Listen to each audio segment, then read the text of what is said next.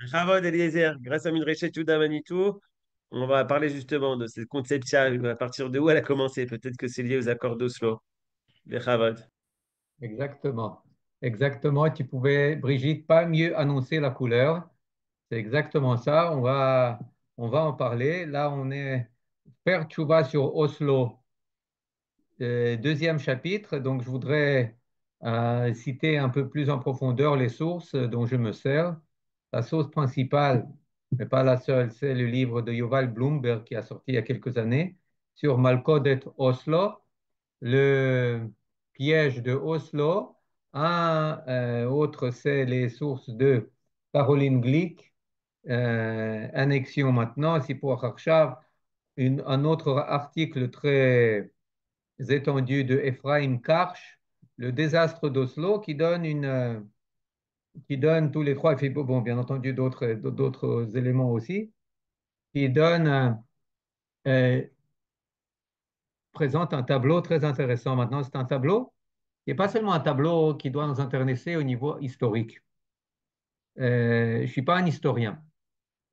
L'histoire m'intéresse, mais si quelque chose m'intéresse et doit, à mon sens, m'intéresser beaucoup plus, c'est une histoire de Prinat Maaseh Avot Siman Lebani, c'est-à-dire c'est une histoire qui n'est pas comme on dit très souvent, ouais, pourquoi apprendre l'histoire pour pas répéter les erreurs du passé. Ouais, ça c'est tout juste, c'est vrai, mais c'est parce que cette histoire est d'une actualité invraisemblable, pas dans le sens où elle se répète, non, pas du tout, mais dans le sens où sa dynamique, ses mécanismes, ils restent les mêmes. Maintenant, c'est les mêmes mécanismes qui peuvent nous amener tant à Oslo qu'à Mashiach Tzidkeinu, ok? Mais si on comprend ces mécanismes, eh bien, on ne comprend pas seulement l'histoire telle qu'elle s'est déroulée il y a 30 ans, dans notre cas, ou plus, mais on comprend aussi ce qu'on peut faire aujourd'hui pour l'orienter vers des horizons qui sont beaucoup plus favorables. Et c'est ainsi que je voudrais la regarder, c'est-à-dire on va procéder de la manière suivante. À vrai dire, j'essaie de le faire tout le temps, mais là, je pense qu'il est bon de le préciser, encore une fois. C'est-à-dire, on va faire quelques parties, des détails historiques, etc., etc. Et puis, essayer de voir ensemble, OK, des parallèles aujourd'hui et quelles sont les leçons qu'on peut en tirer aujourd'hui. Euh, à une époque où on peut dire que Oslo et la, le bain culturel et spirituel qui le soutenait, eh bien, a été, comment dire, épuisé. Il a été zéro. On en a fait la leçon et on est prêt à passer l'étape. On est prêt à passer. Et là, je pense que d'ailleurs, ce que tu as dit, Brigitte, c'est qu'on va parler de la conception, comment elle est née, etc., etc., avec la personne que tu as nommée. Euh, Moi, ce que j'entends, c'est que c'est pas formulé euh, euh, dans la même tonalité qu'il y a peut-être 20 ans, on parlait d'Oslo comme un cataclysme, un glaive qui nous pesait sur la nuque et on en parlait avec beaucoup de frustration. Non, là, j'entends une tonalité tout à fait différente et dire que, OK, non, Khaverim, la conception, elle libère les lieux. La conception, elle libère les lieux. Certes, elle est encore l'apanage euh, de quelques gens de la nomenclature israélienne, euh, etc. Mais le peuple n'est plus là. La nation n'est plus là. la nouvelle génération, et c'est ce qui est essentiel, ne la soutient plus. Elle n'emballe plus la chanson, la prose, l'estrade israélienne. Mamash, mamash, lo. Elle est à contre-courant de l'esprit du temps. Et c'est en cela que je pense que c'est aussi très important.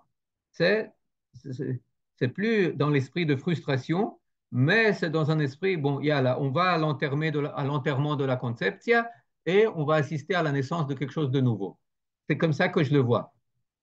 Maintenant, pour donner un peu vie à tout cela, eh bien, allez, on fait un saut dans le passé et on voit les débuts d'Oslo. Aujourd'hui, on voit les débuts d'Oslo.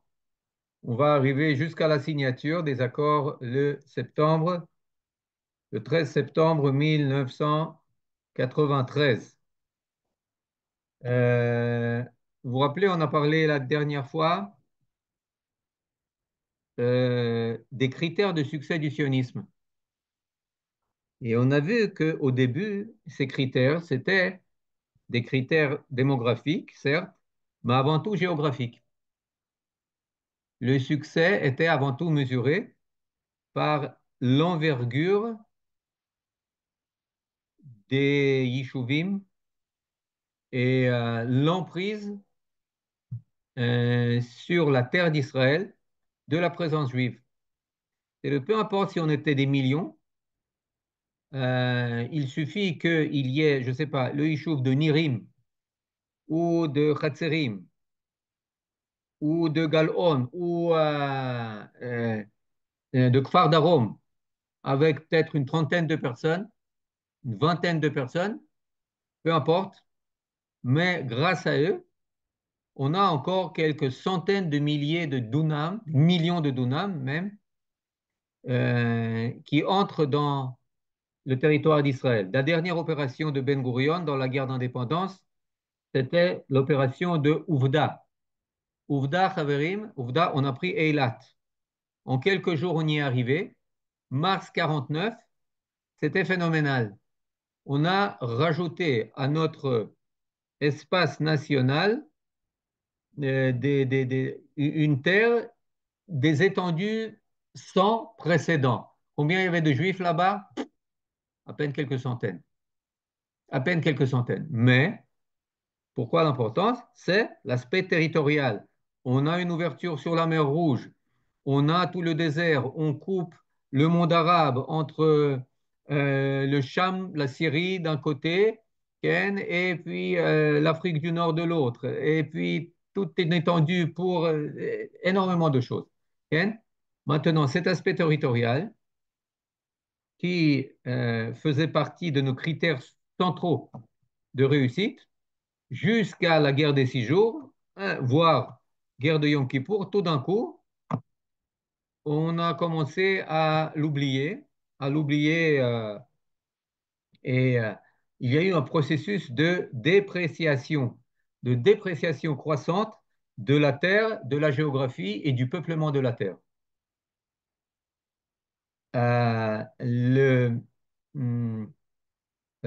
comment dire, le sommet, le paroxysme de ce truc, de cette tendance, eh bien, est arrivé avec Oslo. Parenthèse. Pourquoi c'est pertinent pour nos jours? Pourquoi c'est si important pour nos jours? Parce qu'aujourd'hui, on voit qu'il y a unanimité, tant à droite, au centre qu'à gauche, sur la nécessité de la démilitarisation de Gaza. Et il y a controverse sur est-ce qu'il faut peupler, il ne faut pas peupler, il faut etc. Mais démilitarisation, ça, c'est un impératif qui s'impose tant à droite qu'à gauche. Quand est-ce que, quand est-ce que c'était que la dernière fois que Gaza a été démilitarisé? Véritablement démilitarisé, même plus qu'elle ne l'est aujourd'hui, après 1 an et 1 quart de combat et de destruction du Hamas. En 94. En mai 94, c'était l'accord du Caire, quand Arafat, Imar Shimon, est rentré en vainqueur à Gaza et à Jéricho, c'est là qu'a commencé son réarmement massif. Euh, Avant, c'était la situation à laquelle on aspire aujourd'hui. Maintenant, on parle très souvent de l'expulsion de Gush Katif qu'on veut réparer, mais l'expulsion de Gush Katif, on a tendance à la présenter comme quelque chose en soi, comme quelque chose, comme un crime par lequel Sharon voulait se disculper de ses affaires de corruption, voulait obtenir la défense et le patronage de la gauche et de la sphère juridique, etc., etc. OK, peut-être. Mais si on voit Gush Katif dans une perspective historique, eh bien, on voit que c'est la suite logique du processus d'Oslo. C'est la suite logique du désinvestissement par Israël de la bande de Gaza. C'est la suite logique du processus de dévaluation, dépréciation de la terre et de la Hitiyashvut. Vous comprenez?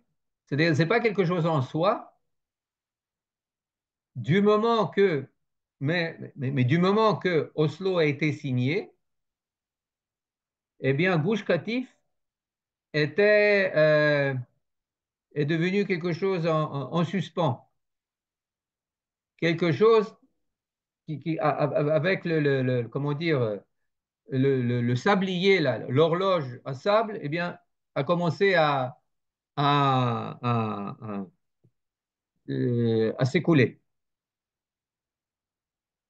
Euh, et puis, troisième chose très importante, Oslo, c'était basé sur quel principe? Quel principe? Je ne parle pas de principe spirituel profond, je parle de principe géopolitique. Et c'était basé sur le principe formulé après la guerre des 6 jours, dans la résolution 242 des Nations Unies, qui parlait des territoires en échange de la paix. C'était la formule magique. On cède les territoires, on obtient la paix. Au niveau logique, voilà, c'est convaincant, bien sûr. Comment ça marchait? Bon, les Arabes, qu'est-ce que vous voulez? Vous voulez les territoires? Et fait les Juifs, qu'est-ce que vous voulez? Ah, vous voulez la paix? Donc, bon, il y a. Très bien, alors on échange. C'est comme ça que ça a marché, avec toutes les histoires. Il y en a un qui rencontre dans l'ascenseur un tel, il lui demande qu'est-ce que tu veux, il lui dit, puis il rencontre les Juifs, qu'est-ce que vous voulez, etc. Bon, il y a très belles histoires, entre guillemets. Euh, et puis, avec Oslo, qu'est-ce qu'on voit?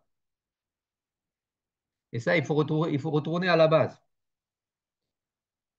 Plus on cède de territoire,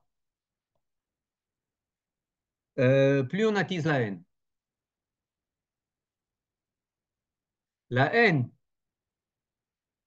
qui prévaut aujourd'hui dans les territoires arabes où vivent les Arabes ou occupés par les Arabes, que ce soit à Gaza ou en Judée et Samarie, c'est un antisémitisme viscéral, médiéval, génocidaire qui n'existait jamais là-bas, certainement pas dans les années 80, 70, 60, quand on est arrivé là-bas.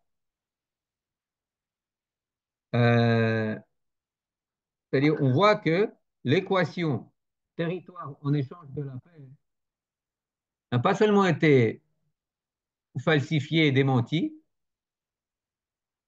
Oslo a fait la preuve de l'inverse. Territoire en échange de la guerre.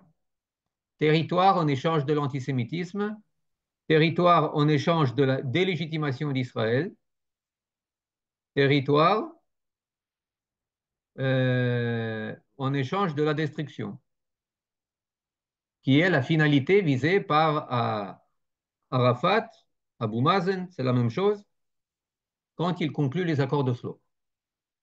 Okay? Donc ça, c'est une introduction, c'est pas la mienne, mais, enfin, je l'ai élargi un peu, c'est l'introduction de Yuval Bloomberg dans son best-seller. Il est paru dans Sel Meir, il a été traduit en anglais, je crois pas en français. Malcode et Oslo, c'est ce qu'il dit.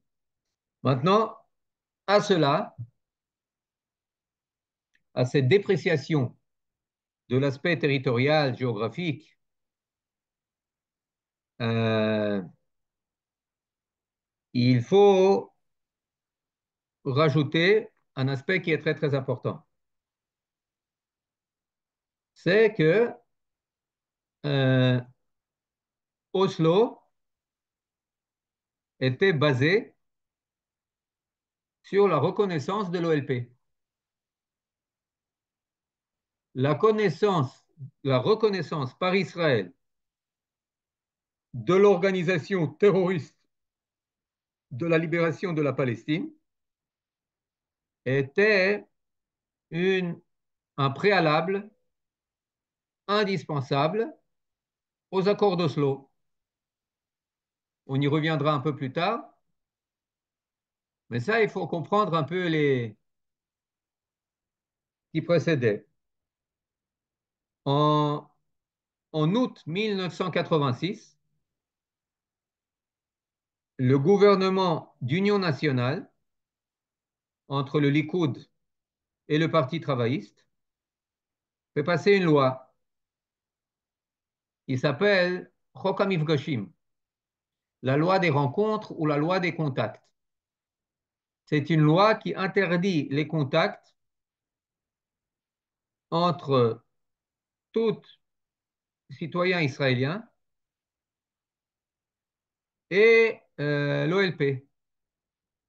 Pourquoi est-ce qu'ils font passer cette loi? Parce que il y a des, des, des, des juifs qui sont un peu surexcités et qui veulent à tout prix aller rencontrer Arafat à Tunis ou ailleurs, etc.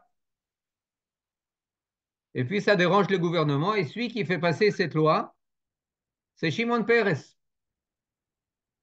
Shimon Peres fait passer cette loi alors qu'il est Premier ministre. Yitzhak Shamir est ministre des Affaires étrangères et celui qui fait passer la loi, c'est Shimon Peres. C'est son initiative.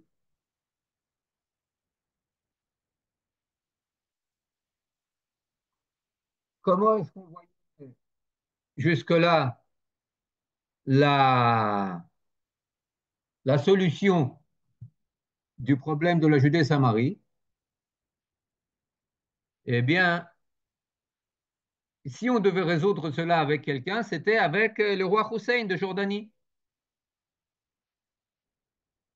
C'est lui qui était euh, euh, le représentant des Arabes de Judée-Samarie. C'est lui qui en était le garant. Et c'est donc les négociations, les accords de Londres par exemple en 87, conclus derrière le dos par Peres, derrière le dos de Shamir, mais bon, ça c'est une autre histoire. Euh, Ils étaient conclus avec le roi Hussein. Maintenant, en 88, tout d'un coup, le roi Hussein, il se désiste. Il dit non, non, non, moi, j'ai plus rien à voir avec la Judée-Samarie.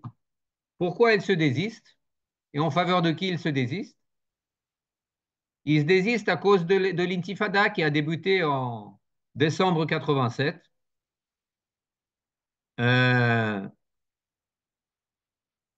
et même si c'était une affaire intérieure, c'était l'affaire des Arabes de Judée-Samarie, celui qui se l'est approprié, c'est l'OLP, qui à l'époque était déjà à Tunis.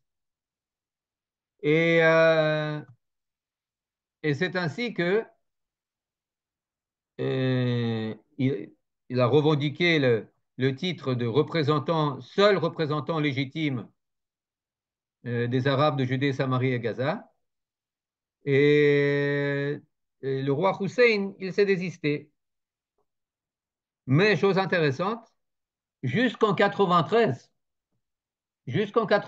c'est-à-dire la veille de la signature des accords d'Oslo, ce qu'on appelle la déclaration des principes qui a été signée à Washington en septembre 93, dans des sondages parmi les Arabes de Judée-Samarie, plus de 2 tiers disaient qu'ils voyaient leur représentant légitime dans le roi Hussein et pas dans Arafat. C'est-à-dire, en gros, pour ce qui nous intéresse, pour dire quel intérêt ça a, c'est de toute façon, il s'est désisté, le roi, donc peu importe. Il ne voyait pas dans Arafat le représentant légitime. Euh, mais déjà en 88, on voit que le vent commence à tourner. En 88, je me rappelle, j'étais alors étudiant euh, j'étais collégien, quoi, lycéen, ah bon, à Genève. Et il devait y avoir toujours, comme toujours en automne de chaque année, il y avait l'ONU qui devait se réunir en session plénière, etc. Il le faisait toujours à New York. Et cette fois, il voulait inviter Arafat. Alors, à l'époque, le secrétaire des Affaires étrangères aux États-Unis, c'était George Shultz. Et il dit non, moi, je ne laisse pas rentrer Arafat, c'est un terroriste. Et les terroristes n'ont pas droit d'entrer aux États-Unis. Alors, qu'est-ce qu'ils ont fait? Ils ont fait, bon, on va faire la session plénière de l'ONU à Genève.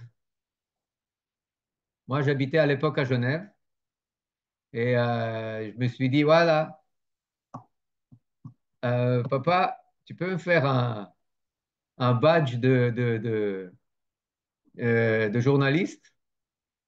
Alors, mon père, qui écrivait dans plusieurs journaux en russe, il m'a dit, ouais, pas de problème, je te fais un badge. À l'époque, c'était facile. Il a demandé à un journal juif russe de Los Angeles, il m'a dit, ouais, ouais, tu peux envoyer à mon fils. J'avais à peine 17 ans à l'époque, ou 18 ans, je ne me rappelle plus. Enfin bon, tu peux envoyer à mon fils une Teudat Titonai. Alors, je prends cette Teudat Titonai, le truc, et je vais me planter aux Nations Unies pour entrer. J'ai passé une journée, 2 journées. Pour finir, j'ai obtenu le droit d'entrée pour mon père et pour moi. On est allé voir cette assemblée, c'était le bâtiment des Nations Unies à Genève. On est là-bas. Puis, le plus intéressant, c'était on est allé interviewer, voir l'ambassadeur d'Israël. Je me rappelle, il s'appelait Yohanan Bain. Je ne sais pas si vous vous rappelez, Yohanan Bain, c'était l'ambassadeur d'Israël à l'époque, très digne comme ça. Et c'était très sympa parce que j'étais quoi? J'étais un garçon, je n'avais même pas ma maturité. J'étais un écolier, quoi. Et puis, avec mon père, on préparait les questions, on faisait ça, etc. Et puis, on a allé voir l'assemblée avec cet assassin. L'assassin, il est venu habillé comme un assassin, avec son kéfi, avec son truc, avec, je sais pas s'il avait son pistolet, mais si on en a laissé entrer, il était habillé dans des habits militaires d'assassin, de terroriste. Shum Davar, cela dit, la même année, et puis bon, on a écrit un article, tout ça, bien entendu, moi j'ai écrit le brouillon, mon père, écrivain, c'est lui, il a un peu retapé, etc. C'est un article qui a été tellement bien réussi qu'il a paru en russe et ensuite il a été traduit en anglais et publié dans d'autres journaux aux États-Unis en anglais. Enfin bon, peu importe. Euh, mais le fait est que la même année, Arafat dit renoncer à la voie du terrorisme et se dit prêt à reconnaître le droit d'Israël à exister. Et puis toute la machine se met en branle, etc., etc. Mais bon, là, on laisse de côté, juste pour dire qu'il n'y a rien de plus actuel que ça aujourd'hui. Vous voyez nos voisins en Syrie, Ken, ce qu'on appelle les mordim, Ken, les insurgés. C'est un beau terme, les insurgés. Des ex-Al-Qaïda, ex-Daesh, ex-etc., etc., qui tout d'un coup, eh bien, euh, il change d'habit. Il s'habille en diplomate et pas en coupeur de tête. Ken, alors, il y a des personnes sur lesquelles ça fait impression très, très vite. Immédiatement, ça fait impression, waouh, il est devenu si gentil, il a l'air d'une personne civilisée, il coupe plus les têtes. Hein, ok, ok. Mais on voit qu'on a déjà l'expérience avec Arafat, qui, même quand il a dit changer de couleur, changer de but, etc., au bout de 10 ans, bon, Baruch Hashem, il est mort moins que ça, mais on a vu que dans Arafat, rien n'avait changé. Sauf l'aspect extérieur, rien n'avait changé. C'est pas pour rien que, parallèlement à la signature des accords sur la pelouse verte de la Maison Blanche en 93, il faisait passer son message enregistré aux Arabes où il parlait du plan d'élimination d'Israël par étapes, où il parlait de l'accord de Hudaybiyah que Mohamed avait conclu avec la tribu de Quraysh, sa tribu d'origine, la tribu de Mecque, et qu'il a enfreint après 2 ans, un accord conclu pour 10 ans, qu'il a enfreint après 2 ans, quand il avait la force de l'enfreindre et de conquérir la Mecque. C'est ainsi que Arafat présentait les accords d'Oslo dans le même jour qu'il serrait la main de Rabin, de Clinton et de toute cette bande. Euh, donc l'actualité aujourd'hui, il y en a qui disent non, mais c'est pas joli de bombarder comme ça la Syrie, etc. Non. Et les enfants, ça veut dire que peut-être on a un peu appris la leçon. Tu fais pas confiance aux terroristes. Un terroriste, bon, tout d'abord, je ne sais pas s'il est capable de devenir une personne correcte, mais admettons qu'il soit capable, il ne suffit pas d'une interview à CNN pour lui faire confiance. Euh, et peut-être qu'il faut jamais lui faire confiance et jamais se rendre dépendant en quoi que ce soit d'un d'un assassin. Bon, on continue. Euh, deuxième chose, à tout ce truc, à tout cet accord d'Oslo, il y avait des précurseurs. Et là, je ne parle pas aujourd'hui, je pense pas, je ne vais pas parler des auteurs comme David Grossman, comme Aleph Bet Yoshua, comme etc., qui ont préparé la, les esprits à accepter notre capitulation à l'OLP. Pardon, à accepter les accords d'Oslo. Euh, mais à un niveau pas aussi profond, Mais il y avait à l'université de Tel Aviv un enseignant de Sciences Po très jeune, en 81, qui s'appelait Yossi Beilin, Dr Yossi Beilin, qui faisait partie du Parti travailliste de son flanc gauche, qui a organisé un mouvement de la nouvelle génération, de la jeune génération et du mouvement travailliste. Il a appelé le Cercle Machov, Choug Machov. Ça veut dire Choug Machov, c'est 81. C'est Begin qui est au pouvoir. C'est le parti travailliste qui est plus à droite que Ben Gvir aujourd'hui. De quoi on parle? Mais Yossi Beilin commence à agir. Et puis au niveau, c'est un cercle de pensée, un séminaire. Il parle de relations économiques, de gestes de bonne volonté, etc., etc. Et puis, il parle aussi de la nécessité de reconnaître l'existence du peuple palestinien. Il y a un peuple palestinien. C'est en ces termes qu'il parle. Comparez-les avec Nathan Alterman, Golda Meir et l'ancienne génération du Parti travailliste qui disait, mes Chaverim, reconnaître le peuple palestinien, ça veut dire renoncer à la reconnaissance du droit du peuple juif. Les deux ne vont pas ensemble. C'est soit le peuple palestinien, soit le peuple juif. C'est en ces termes que s'exprimaient Golda Meir, Nathan Alterman et toute la vieille génération du Parti travailliste. Et tout d'un coup, vient une nouvelle génération qui commence à parler en d'autres termes. Euh, Se rejoignent à une certaine étape à ce cercle de pensée un Olé Hadash de Nouvelle-Zélande qui s'appelle Monsieur Hirschfeld,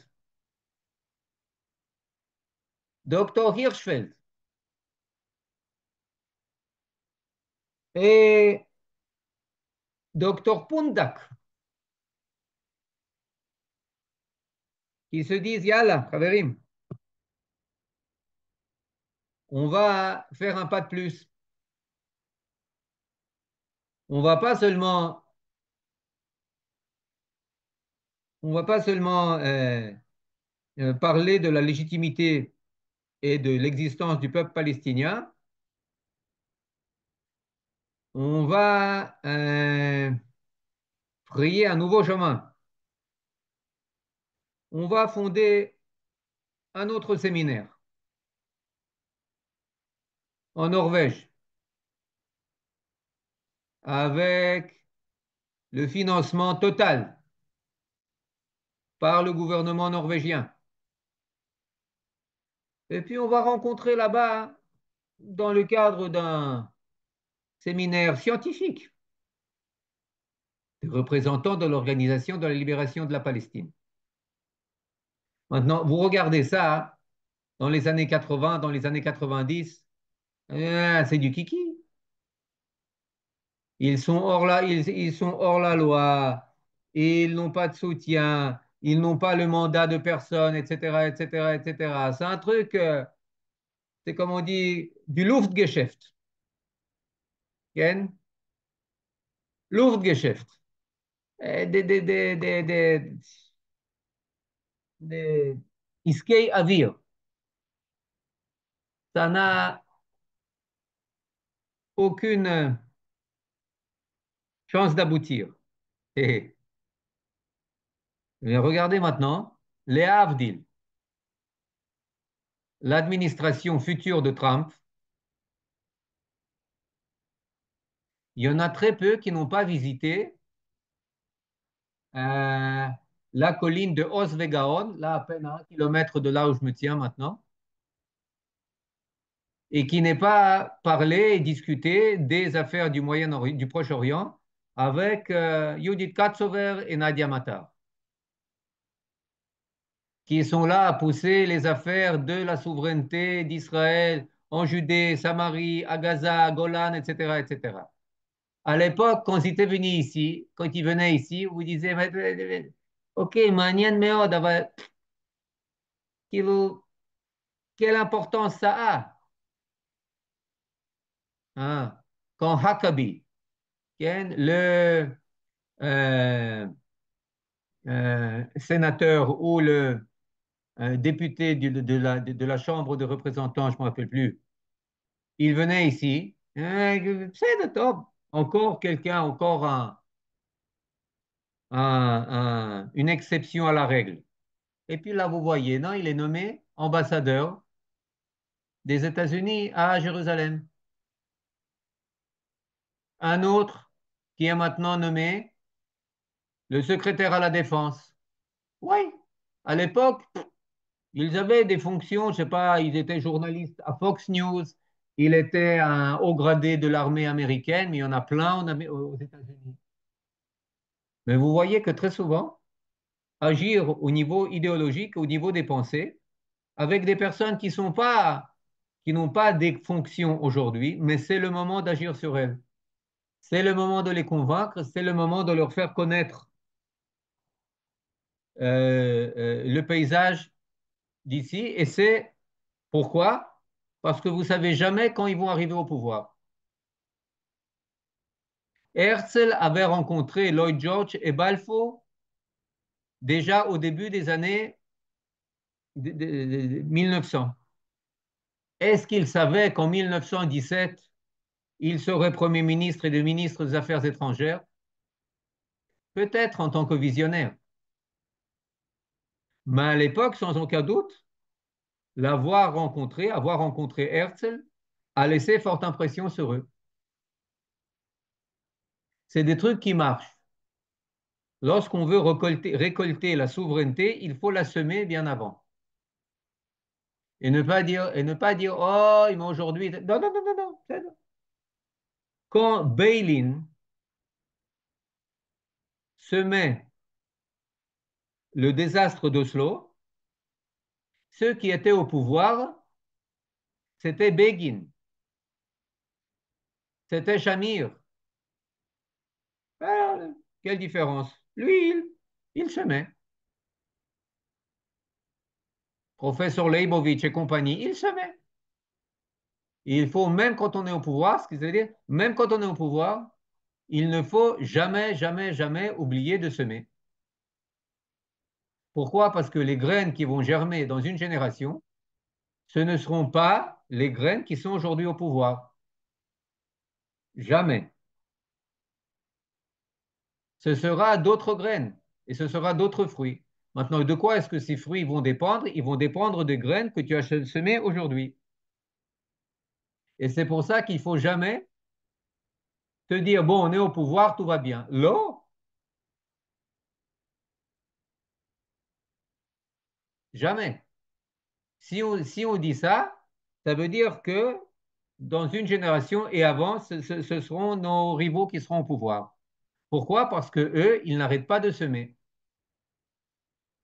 Dans l'école, dans les facs, à l'université, etc., etc. Dans le monde des idées. Et c'est ce que Beilin et Pérez et Pundak et Hirschfeld et toute cette compagnie, ils ont compris. Et ils ont investi dans le temps. Imaginez combien de temps s'est passé entre 81 et 93. Même quand ils ont commencé les négociations d'Oslo en 92, fin 92, ils commençaient les négociations. Ils n'y croyaient pas. Ils n'y croyaient pas. Ah, on essaye, par-ci, par-là. Vous comprenez? C'est-à-dire qu'ils avaient foi, les mecs. Ils avaient, ce qui leur poussait, c'était une émouna euh, euh, odieuse, néfaste. Mais c'est ce qui les faisait agir. Ils n'avaient pas l'appui de Rabin, même pas l'appui de Pérez au début. Ils avaient au début un, comment dire, un appui en silence de Beilin qui leur a dit, faites, mais ne me dites pas, sans que je le sache. Pourquoi? Parce qu'au début, c'était contre la loi. Je vous rappelle la loi de 86 contre les contacts avec Ashraf, avec l'OLP. C'est alors que ça a commencé. Comprenez? Donc, ces précurseurs, c'est très, très, très important. Et c'est ainsi qu'il faut agir. C'est ainsi qu'il faut agir. À tous les niveaux. Et la Torah, elle est très, très, très importante à ce niveau. Pourquoi? Parce qu'elle nous enseigne que l'importance primordiale, et ceux qui ont une importance primordiale sur toutes les affaires, c'est des personnes comme Myriam, comme Rivka, comme David Ameller, comme Yosef pour nos parashot à Shavua, comme Shimon Velevi, etc., etc. Ils ont quel âge? 10 ans, 15 ans, 20 ans. Kloum, Shum Davar. Vous comprenez? Mais la Torah donne la parole à ces personnes-là, à Ruth, à David, à Shlomo. Ils n'ont même pas 15 ans, pour certains. À Rachel, à Léa, quel âge ils ont? Elles ont. Comprenez, c'est quelque chose de... Pourquoi? Parce que la Torah, elle s'aime. Elle s'aime. Euh, Waouh. Euh, Maintenant, il y a un autre élément. On voit que, pour finir, ce qui fait avancer le truc, ce qui fait avancer ça, c'est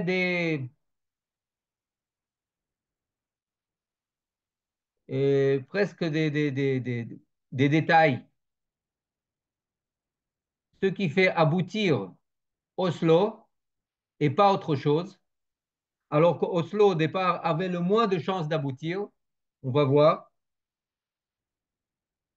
Ce qui fait aboutir, c'est des concours de circonstances.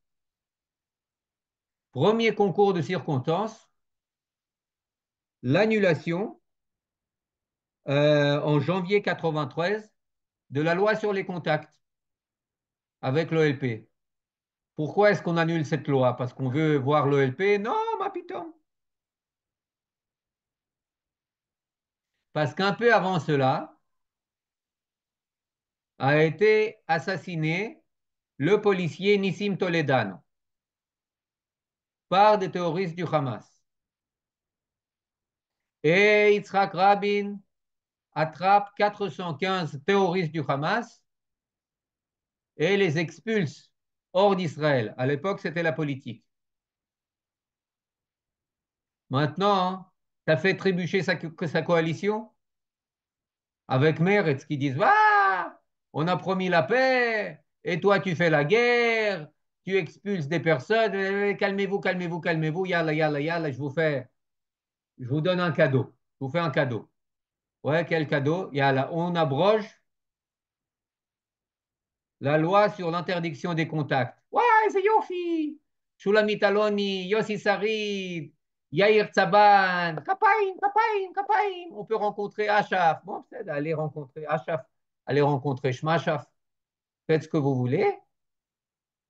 Euh, et, vous comprenez? C'est important de le présenter comme ça, parce qu'on pourrait dire, ah non, bien sûr, quand ils ont vu que les contacts avec l'OLP étaient à un stade avancé à Oslo, eh bien, ils ont aboli cette loi. Rien à voir. Rien à voir. C'était une loi qui était abolie juste pour apaiser l'extrême gauche de la coalition. Zéro. C'est tout. Rien de plus. Et alors là, et qu'est-ce qui se passe? Mais du moment que tu fais un petit trou dans le... Non, comment on appelle ça?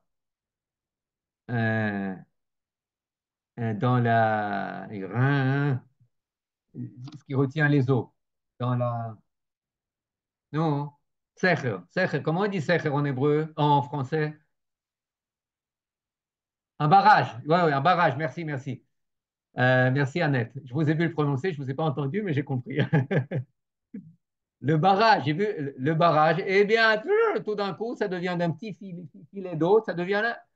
Tout le monde, toute la gauche va, entre guillemets, en pèlerinage à Tunis. Yael, Dayan, à droite, à gauche, tout le monde y va. Tout le monde y va. Et tout d'un coup, les contacts d'Oslo, ils deviennent légitimes. Maintenant, il y a une chose intéressante. C'est que euh, Rabin, en mai 92, dans sa promesse électorale, il a dit, je vais conclure des accords de paix. Je crois qu'il parlait de 9 mois, enfin bon, très vite, je vais conclure, la paix va arriver, croyez-moi, Ani Achlit, Ani Enavet, etc., etc. Je déciderai, je serai au volant et compagnie, top. Mais lui, ce qu'il préfère, c'est quoi? C'est la Syrie. Bon, vous allez dire, attends, mais t'as promis de ne pas descendre des hauteurs du Golan. Les principaux yishuv sur le Golan, c'est des yishuv de la gauche israélienne, Merom Golan et compagnie. Ok, mais d'un autre côté, j'ai fait promesse d'accomplir la paix et il dit, dans les négociations, il promet à Hafez el-Assad, le papa, franchement, euh, un retrait total, cession totale du Golan. Bon, mais en échange, c'est la normalisation, hein. Reconnaissance, relations diplomatiques, et puis Khoum Sepit à Damas. Hein. Pour, euh, pour Rabin, c'est l'option préférée. La paix avec la Syrie. L'ennemi numéro un, le danger principal, euh, l'ennemi numéro un après les accords de Camp David et la paix avec l'Égypte, c'est sa première option. Deuxième option, c'est Madrid. Madrid, je rappelle, c'est des négociations qui ont commencé en 91 avec Yitzhak Shamir et qui étaient la condition de Shamir, c'est qu'il n'y ait pas là-bas de représentants de l'OLP, mais on est prêt à négocier avec des représentants des Arabes de Judée-Samarie, des représentants locaux. Aucun représentant de Tunis. Maintenant, la troisième option, euh, dont Rabin était au courant, il était au courant, c'est pas que Pérez lui a sorti ça comme un lapin par un tour magique en août 93. Non, non, non, non, non. Il le savait presque dès le début. Il était au courant, mais au courant et pas au courant. C'était les négociations avec l'OLP, Abou Allah Marchement, le représentant de Arafat, à Oslo, en Norvège. Et ça, pour lui, c'était la troisième option. Maintenant, pour Arafat, c'était la première option. Pourquoi? Parce que la Syrie, ça le laissait de côté. Madrid, ça le mettait hors jeu complètement. Parce que c'était pas lui qui était le représentant officiel et légitime des Arabes de Judée-Samarie. Pour lui, la seule option qui, qui valait le coup, c'était celle de Oslo.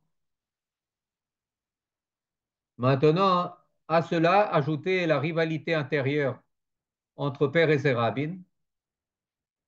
Dès qu'il est entré en fonction, Rabin a pris sur lui tout ce qui était possible. Et même si Peres il était ministre des Affaires étrangères, il n'avait aucune affaire à administrer. Pourquoi? Parce que Rabin lui avait tout pris. Alors naturellement, vous connaissez Peres. C'est pas quelqu'un à jouer le jeu, mais c'est quelqu'un à essayer de contourner. Et effectivement, le processus d'Oslo,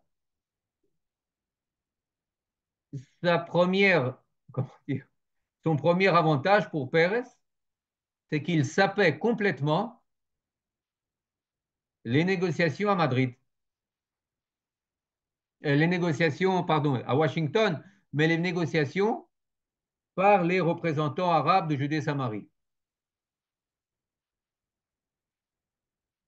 Euh, Parce que ils étaient complètement affaiblis et sabotés par les gens d'Arafat. Ils disaient, bah, pourquoi? Parce qu'il avait une meilleure option. Et ce qui fait que des trois options qu'avait Rabin, c'est la pire pour finir qui a triomphé, qui est devenue dominante. Déjà été juillet, août 93, on avait compris que la série, ça n'allait pas marcher et que à Washington, aucune avancée. Mais là, arrivait Beilin et avec Hirschfeld et Pundak qui se cachaient sous sa jupe et qui disait hey, hey, Pérez, Rabin, voilà, on a quelque chose de tout près, ça va marcher. Et ça n'a pas encore convaincu Rabin.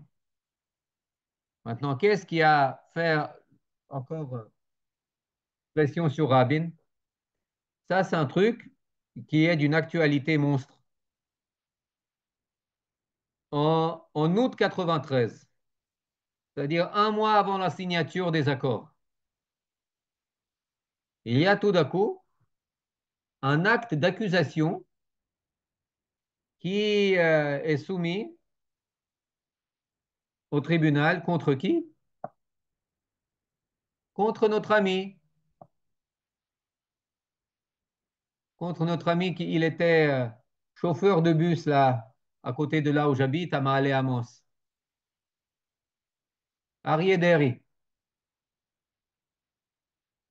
Arié Deri, un peu avant cela, il était chauffeur de bus ici, hein, vous savez, les enfants et compagnie.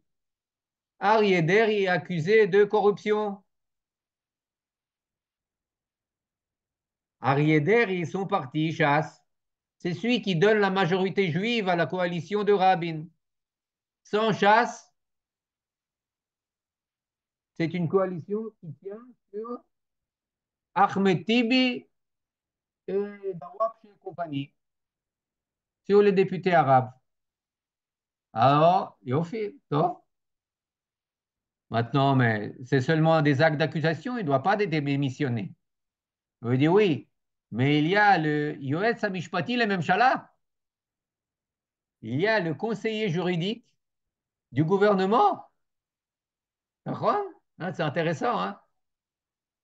Euh, Comment il s'appelle? Harish, Yosef Harish. Et il dit non, non, non, non, non, Slicha, pour conserver la légitimité du gouvernement, il faut licencier Arié Deri. Maintenant, il est clair que licencier Arié Deri, c'est c'est Chasse, le parti Chasse qui quitte le gouvernement. Bien. Euh,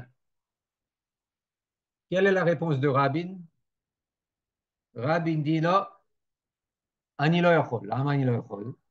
Parce que j'ai promis à Aryeh Deri, dans une lettre publique, que je ne le licencierai qu'en cas d'inculpation. C'est seulement s'il est inculpé de corruption qu'il devra partir. Mais avant cela, non. Donc, ce que répond Rabin, c'est que ma fiabilité, c'est pas de le licencier, c'est de le garder. En tous les cas, en août 93, même les adhérents les plus fervents de la coalition, ils voient, bon, ça trébuche, ça va tomber, c'est une coalition qui va pas tenir le coup. Elle s'écroule, elle s'écroule. Elle est à 2 pas de s'écrouler. Alors, qu'est-ce que tu fais quand tu es en passe de tomber? Ça, c'est Ken, vous le savez, chaque personne qui trébuche un peu, qu'est-ce qu'elle doit faire pour pas tomber? Aller de l'avant, toute vitesse. À toute vitesse, aller de l'avant, courir de l'avant. Qu'est-ce que c'est courir de l'avant? Le processus d'Oslo. Pour renflouer, pour sauver le gouvernement, on fait plein gaz Norvège. Plein gaz Norvège. Comme ça, on sauve le gouvernement et on a besoin de Derry. On sauve le gouvernement parce que, bien entendu, Meretz, il ne va pas faire tomber un gouvernement qui signe un accord de paix, entre guillemets, avec Arafat.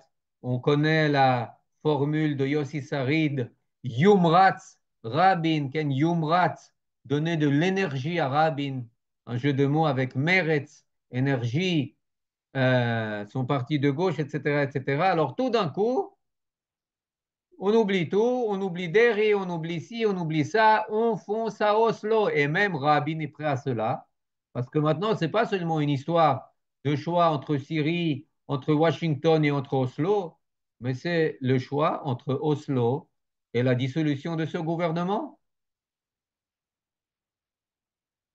Alors là, vous voyez que très souvent, vous avez une mise en scène, vous avez toutes les pièces mises en place, mais il y a encore une inhibition. Non, je ne peux pas me permettre. Non, ça ne va pas marcher. Eh, oh, oh, oh. J'ai promis quand même qu'on fasse. Mais alors arrive quelque chose qui catalyse tout ça, et tout d'un coup, l'option d'Oslo, de quelque chose d'aberrant, de vrai, de melouchlach, qui sent mauvais, etc., ça devient la bouée de secours. La bouée de secours. Maintenant, le résultat, c'est que tout d'un coup, du jour au lendemain, le terroriste avec un grand T, on ne se rappelle plus quelle était l'envergure terroriste d'Arafat, qui était le père et la source d'inspiration de tous les mouvements terroristes dans le monde entier. Il faut le comprendre. Il était celui qui entraînait les bandes de Baader-Meinhof en Allemagne, l'armée IRA, Irish Republican Army, ceux avec qui on vient de presque couper les relations diplomatiques maintenant, qui étaient ceux qui entraînaient les sandinistes du Nicaragua en Amérique centrale, qui étaient ceux qui formaient les gardes de la révolution des ayatollahs, de Khomeini, ceux dont on parle aujourd'hui, qui sont en train de se casser la figure, Baruch Hashem, eh bien, ceux qui les ont formés, c'est les terroristes d'Arafat. celui qui a formé les premiers cadres du Hezbollah.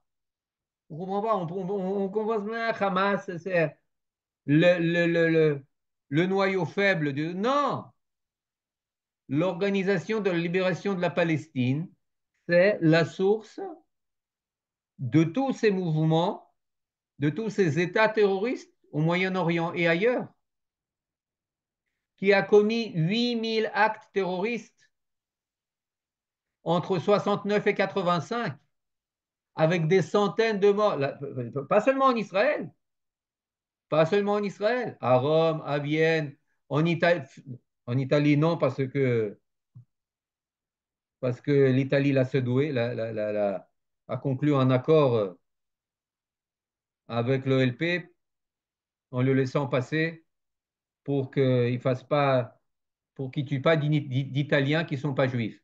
C'est-à-dire, il pouvait tuer des Italiens et juifs, Ken, mais les autres, non.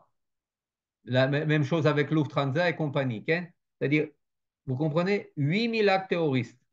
Tout d'un coup, cette personne devient la clé de la paix. En plus de cela, il était au plus bas. En 93, 92, c'était quelqu'un qui était complètement discrédité, même dans le monde arabe. Parce qu'il avait, je vous rappelle, il avait soutenu Saddam Hussein. Dans le monde occidental, à part la France, bien entendu, il était encore assimilé au terroriste qu'il était. Je vous rappelle le fameux caduc avec Mitterrand et compagnie. Euh, et tout d'un coup, qui est-ce qu'il vient à son secours? Israël. Et Israël, si Israël vient à son recours, vient à son secours, eh bien, il lui redonne légitimité. Maintenant, vous comprenez ce que ça veut dire? Ça veut dire qu'on s'est rendu otage d'une personne qui n'a jamais cessé d'être l'archi-terroriste de la deuxième moitié du XXe siècle,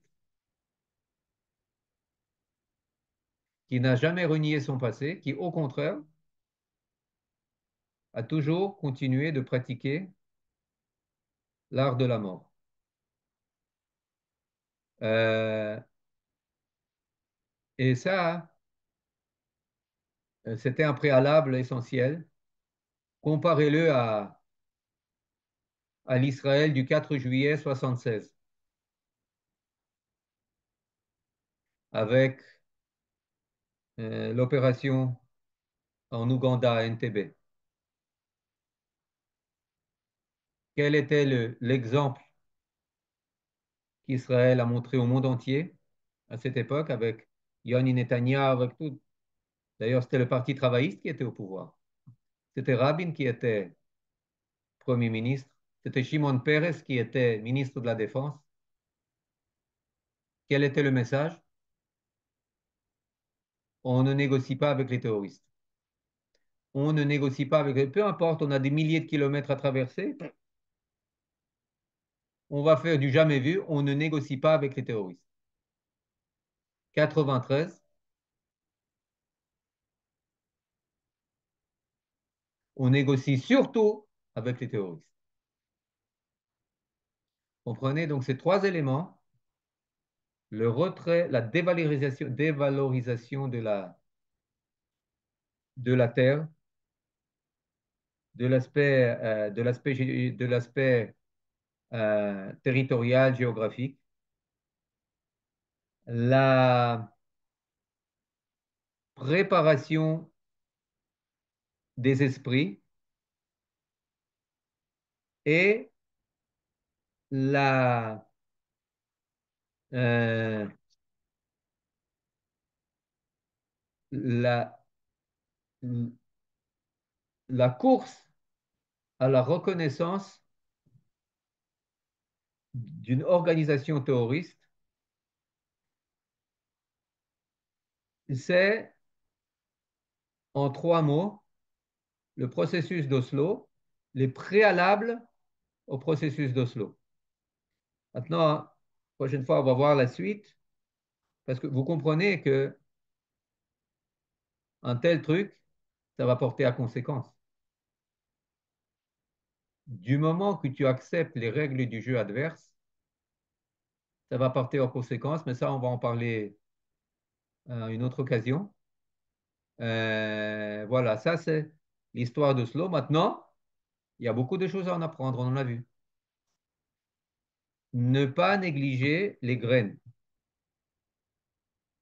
Ne pas négliger le travail sur les esprits à tous les niveaux. La jeune génération. C'est la jeune génération, une grande partie qui voulait croire à Oslo. Euh, Ne jamais se laisser impressionner par «Oh, ça ne marchera pas, ça n'a aucune chance d'aboutir». Avoir foi, avoir confiance. Que finalement, aujourd'hui, demain ou après-demain, ça va aboutir. À Gaza, ça va aboutir. Ça va aboutir. Je ne sais pas de combien de temps Israël va grandir. Regardez, les Druzes veulent qu'on s'étende au-delà du Golan. Vous imaginez le truc? C'est eux qui nous invitent. Bientôt, c'est les Kurdes, etc. Tout d'un coup, c'est la politique des minorités qui prend forme. Non, ça n'a aucune chance. Ah oui, ça n'a aucune chance. Croyez-moi, ça a beaucoup de chance. Énormément de chance, Ken. Euh, Ne jamais négocier, ne jamais serrer la main, ne jamais donner un once de confiance à des terroristes. Jamais. Ne jamais serrer la main à un Abu Mazen, si ce n'est pour l'écraser. Jamais. Le même terroriste qu'Arafat, encore pire. Pourquoi? Parce que il a l'image euh, d'un homme politique, etc. Euh, voilà. Et ne jamais négliger les petites choses, les petites causes qui amènent à des grands effets. Et c'est la place à Kadosh Baruch Hu dans ses affaires internationales. Ad Kan.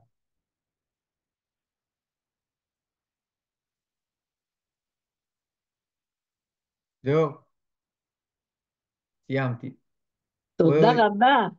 Je peux dire un mot? מישהו רוצה לדבר? Je pourrais dire un mot? oui, bien sûr. Moi, j'étais à Oslo au moment des accords d'Oslo. Il y avait un congrès médical dont je faisais partie et nous savions rien du tout de ce qui se passait. Et les seuls qui ont fait une manifestation, c'est tous les goïms qui étaient des catholiques, on a vu dans la manifestation que on savait pas pourquoi il y avait une manifestation. Il y avait les cartes de la grande Israël et c'était tous des blonds avec des yeux bleus. Il n'y avait pas un qui parlait. Wow, Et il disait, ne laissez pas, ne les laissez pas, ne les laissez pas. Et c'était ces goïms qui nous prévenaient, mais on n'écoute pas. wow, Et wow. ça, je l'ai vécu vraiment. מעניין, מעניין. תודה. Eliezer, je voulais de savoir, au début de votre de conférence, vous avez été très sûr que ça a changé, que, que les jeunes ont changé. Euh, Moi, personnellement, je pense que l'établissement, il n'a pas changé. Ils n'ont pas changé. Il faut voir. Et notre chef de l'armée, comment il a fonctionné, et tous les autres, les autres. Dans la jeunesse, bon, le peuple, mais Nahon, il y a un changement dans le peuple, mais ça, ça vient pas ça vient pas en ligne de cause quand ça sera, quand il y aura encore une fois des pourparlers ou des machins comme ça. Attendez, j'ai une question à vous poser. De l'establishment des années 80 au début des années 90 ou de la jeune génération, euh, qui est-ce qui a eu le dessus à l'époque? L'establishment ou la jeune génération qui n'était pas de l'establishment? C'est clair, la jeune génération. Maintenant, combien de temps ça a pris? Ça a pris beaucoup de temps. Donc aujourd'hui aussi, on ne doit pas dire ouf, moi après un an, après ce qui s'est passé, ils n'ont pas compris. Ça va prendre du temps. L'establishment n'a pas compris. Pourquoi? Parce que comprendre, c'est céder le pouvoir. Et il n'est pas prêt à ça. Euh, mais au bout du compte, l'establishment ne restera pas l'establishment sans l'appui et la foi et la légitimité qu'il tire du peuple et surtout de sa jeune génération. C'est-à-dire, Espérons, les rattachés. mais il suffit pas d'espérer. C'est vrai, il faut agir, etc. Ne pas, comment dire, ne pas rester les bras croisés.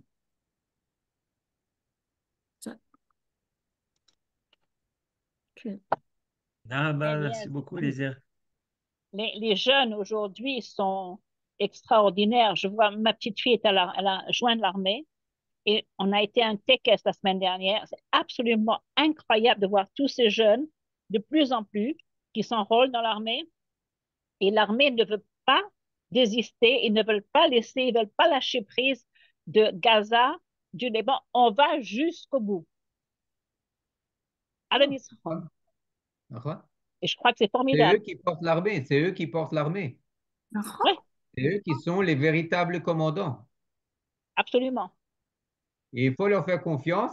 Ils sont plus forts que tous les hauts gradés qui ne sont pas Exactement, c'est ce que dans je... cet Oui, état d'esprit. D'accord? oui, c'est ce que je disais. Comme tu disais D'accord? avant, c'était les jeunes. Eh bien, ce sont les jeunes. Bon, il y a maintenant, il y D'accord? a des extrêmes gauches qui commencent à dire à faire des manifestations et tout. Mais on les voit de moins en moins. Bêta, bêta. Et les jeunes qui sont à l'armée, qui ne sont pas religieux, entre guillemets, ce sont eux qui ont demandé les tzitziot, ce sont eux qui demandent les kippot, ce sont eux qui demandent. C'est incroyable. Ok? Moi, je vois ce que ma petite fille, elle a été dans les écoles juives depuis qu'elle est née. Mais les questions qu'elle pose maintenant sur la cache-route, sur la shkafite, elle n'a jamais posé des questions pareilles avant d'aller à l'armée. D'accord? C'est D'accord? incroyable. Parce qu'elle est devenue émissaire tout d'un coup. D'accord? Merci Il y a beaucoup. beaucoup à faire. Merci beaucoup de Ok. nous donner beaucoup de courage. C'est Toda bien. Merci à vous. C'est vous qui donnez.